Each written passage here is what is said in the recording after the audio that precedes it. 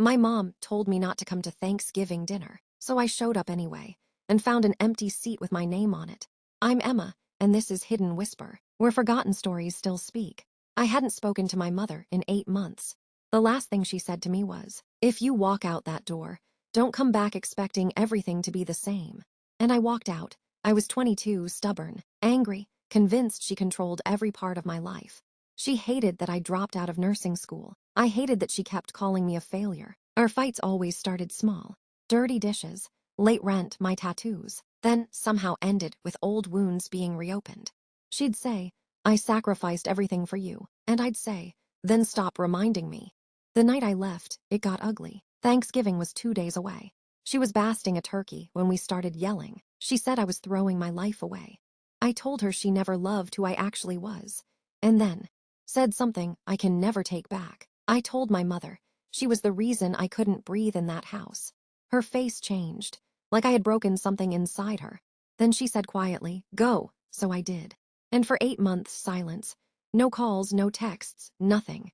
Until Thanksgiving morning, my phone buzzed. A message from Mom, just 6 words, "Don't come to dinner this year." That was it, no explanation. I stared at the screen for 10 minutes. Then I got angry. Fine, she didn't want me there. She didn't want me there. I wouldn't go. But around sunset, I couldn't stop thinking about her alone in that house. The smell of stuffing, the old records she played while cooking, the way she always burned the rolls. And I remembered something worse. My mother had been seeing a doctor. Tests. Something serious. She never told me what. I grabbed my keys and drove there anyway. Rain hammered the windshield. The porch light was on. Walked up expecting silence. But through the window, I saw the table set. Candles lit, turkey carved, 3 plates. But we were only 2 people. I opened the door. "Mom." No answer. Then I heard her in the kitchen. She turned and froze. Her eyes widened like she'd seen a ghost. "I told you not to come." Her voice shook, but it didn't sound angry. It sounded scared. I looked at the table. There was a name card at each seat. One said Mom, one said Emma, and the third Dad.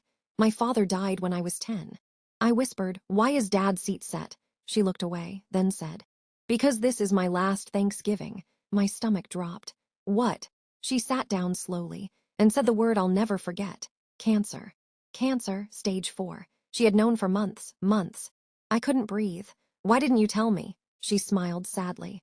"Because we were already losing each other." I started crying, right there in the kitchen. Like a child. And she said something I still hear in my head. "I told you not to come." Because I didn't want this night to become goodbye. We sat at the table, in silence at first. Then slowly, we talked, really talked, for the first time in years. About Dad, about my childhood, about all the things buried under anger. Then she reached into a drawer, pulled out an envelope, my name on it. She said, "Open it." Inside was every drawing I made as a kid, report cards, old birthday photos, a note written by her. "You were never a failure. I was just afraid life would hurt." I broke. I couldn't stop sobbing. I said, "I thought you were disappointed in me." She took my hand and said, "No, baby. I was terrified of losing you." Hours passed. We laughed over burnt rolls, cried over old memories, even danced in the kitchen to Dad's favorite song. And then, near midnight, she asked me something. "Will you help me cook next Thanksgiving?" I looked confused. She smiled. "Even if I'm not here." I nodded through tears. "I promise," before I left. I noticed the empty seat, Dad's seat, and asked why she said it. She said, "Because forgiveness needs witnesses." That line hit me like lightning. That line hit me like lightning. The months after that were hard. Chemo, hospitals, fear, but I was there. Every appointment, every bad day, every quiet night. I moved back home, and one afternoon, while brushing her hair as she lay in bed, she whispered, "I'm glad you came anyway." She passed 2 weeks before Christmas, peacefully holding my hand. The next Thanksgiving, I cooked, burned the rolls, just like she always did. Set 2 plates, mine and hers then. I added a third, Dad, and left one empty chair. For forgiveness. Halfway through dinner, there was a knock at the door. It was my teenage neighbor, crying. She had fought with her mother. Run out, didn't know where to go, and I heard my mother's voice in my head. There is always room at the table, so I let her in, fed her, listened, and before she left, she hugged me and whispered, "I think you saved me tonight. And suddenly, I understood. Love doesn't end. It gets passed down, like recipes, like stories, like empty seats waiting to be filled.